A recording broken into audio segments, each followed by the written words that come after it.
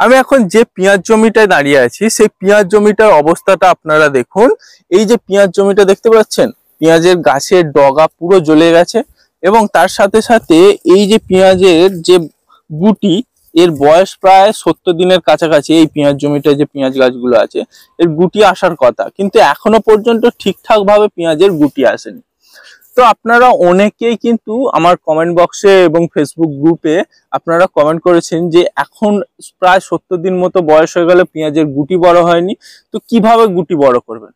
নমস্কার, আমি শান্ত, আশা করি আপনারা ভালো আছেন।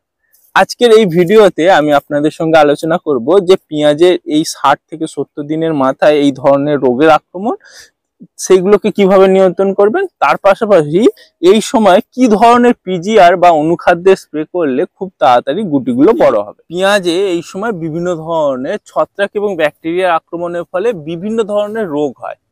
প্রথম যে রোগটা আপনারা সমস্ত জমিতে দেখতে পাবেন সেটা হলো এই যে পেঁয়াজের ডগগুলো জ্বলে যায়।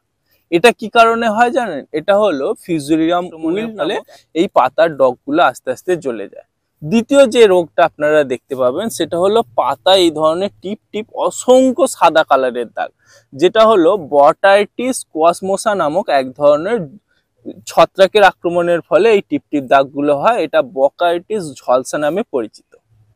তৃতীয় যে রোগটা আপনারা পেঁয়াজ গাছে দেখতে পাবেন সেটা হলো পাতার এই গোড়ার দিকের পাতা এই ধরনের ব্রাউন কালারের একদম শুকিয়ে যায়। ভেতরের দিকের অংশটা শুকিয়ে যায়, ধারের দিকের অংশটা কিন্তু থাকে, একটা সাইড শুকিয়ে যায়, একটা সাইড থাকে। তো এটা হলো স্টেমোফাইলিয়াম ভার্সেকাইলিয়াম নামক এক ধরনের ছত্রাকের ফলে হয়, যেটা স্টেমোফাইলিয়াম ঝলসা নামে পরিচিত। যে এই যে এতগুলো ছত্রাকের আক্রমণের ফলে এই 2-3 রকম রোগ যখন আপনাদের পেঁয়াজ জমিতে দেখতে পাবেন, তখন আপনারা কি করবেন? কপার অক্সিক্লোরাইড 50% WP, যেটা বাজারে ব্লু কপার, তারপরে কপার এই নামে পাওয়া যায়, তো এটাকে নেবেন 40 গ্রাম প্রতি 15 লিটার জলের জন্য। আর এর সঙ্গে যেটা করবেন সেটা হলো বায়ার কোম্পানির যে নেটিভো পাওয়া যায় সেই নেটিভোকে নেবেন হচ্ছে 10 গ্রাম প্রতি 15 লিটার জলের জন্য।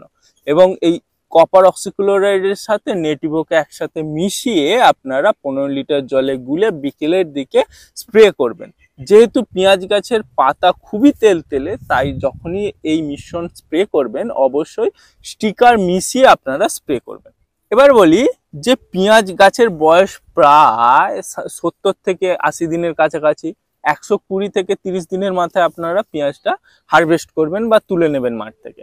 কিন্তু তা হলো আপনার পেঁয়াজ গাছের বয়স প্রায় 70 দিনের কাছাকাছি, পেঁয়াজের গুটি এখনো পর্যন্ত ঠিক মতো হয়নি। তো এর জন্য আপনারা কি করবেন? তো এর জন্য আপনাদের যেটা করতে হবে, এই সময় যেটা দরকার সেটা হলো এই পেঁয়াজ জমিতে একটা ভালো ধরনের সেচ দেওয়ার দরকার, যেটা এই জমিটা দেওয়া রয়েছে, দেখতে পাচ্ছেন সেচ দেওয়া হয়েছে। এবার সেচ দেওয়ার 2-1 দিন আগে বা সেচ দেওয়ার 2-3 দিন পরে আপনাদের যেটা করতে হবে, এই গাছকে একটা খাবারের প্রয়োগ করতে হবে, অনুখাদ্যযুক্ত খাবার। বিশেষ করে পেঁয়াজে সবচেয়ে বেশি পরিমাণ লাগে সেটা হলো বোরন, পটাশিয়াম, ফসফরাস, যেটা গাছের এই যে পেঁয়াজের যে পেঁয়াজটা সেটাকে বড় করতে সাহায্য করে, এবং সালফার। তো এর সমস্ত চাহিদা মেটাতে আপনাদের যেটা করতে হবে 0-52-34 এনপিকে 0-52-34 50 গ্রাম প্রতি 15 লিটার ব্যারেলে। তার সঙ্গে আপনারা যেটা স্প্রে করবেন সেটা হলো বোরন 25 গ্রাম।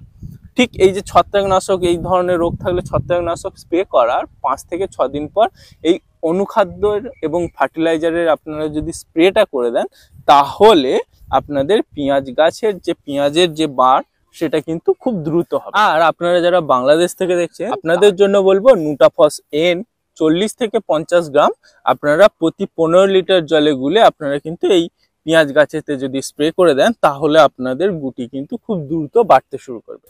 আর আপনাদের আরেকটা বিষয় বলে রাখি, আপনারা পেঁয়াজ গাছে যখনই কোনো কিছু স্প্রে করবেন তখন অবশ্যই স্টিকার মিশিয়ে স্প্রে করবেন। আপনারা কীটনাশক স্প্রে করুন বা ছত্রাকনাশক স্প্রে করুন বা অনুখাদ্যের স্প্রে করুন, তখন কিন্তু আপনাদের স্টিকার মিশিয়ে স্প্রে করতে হবে, কারণ পেঁয়াজের পাতা খুবই তেলতেলে, জল খুব সহজে ধরে না।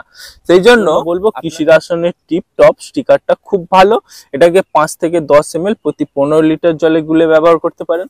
আর আপনারা যারা বাংলাদেশ থেকে দেখছেন তাদের জন্য বলবো, আপনারা কিন্তু আপনাদের ওখানে ম্যাজিক ড্রপ নামে স্টিকার পাওয়া যায়, এই ম্যাজিক ড্রপকে আপনারা 5 থেকে 6 ml প্রতি 15 লিটার জলে গুলে আপনারা ব্যবহার করতে পারেন। যে কোনো ছত্রাকনাশক, কীটনাশক বা পিজিআর স্প্রে করার সময় মিশিয়ে ব্যবহার করলে আপনারা কিন্তু ভালো রেজাল্ট পাবেন।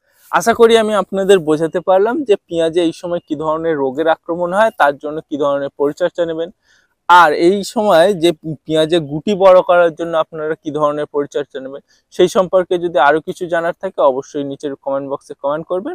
এবং এই ভিডিওটি যদি ভালো লেগে থাকে অবশ্যই লাইক করবেন এবং কৃষক বন্ধুদের সাথে শেয়ার করবেন।